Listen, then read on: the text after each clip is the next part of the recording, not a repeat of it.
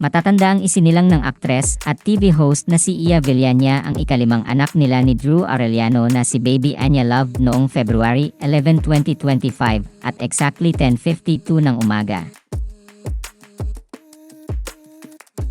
Si Baby Anya Love ang ikalawang anak na babae ni Iya at Drew. Mismong ang asawa ni Iya ang nagbahagi ng good news sa publiko sa pamamagitan ng pag-post ng larawan ng kanilang bagong silang na sanggol.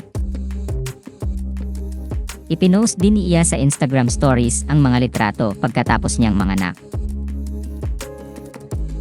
Sa kanyang post sa Instagram, inamin ni Iya na nakaramdam daw siya ng takot bago niya isilang si Baby Anya Love.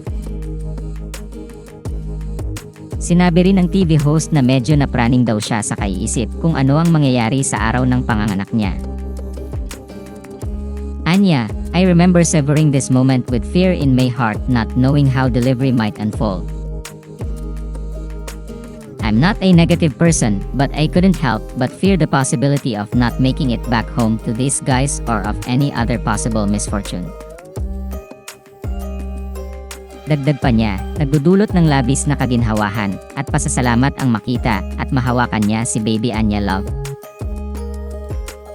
Sa huling bahagi ng kanyang post sa Instagram ay sinabi ni Iya na excited na siyang ibahagi ang kanyang birth story.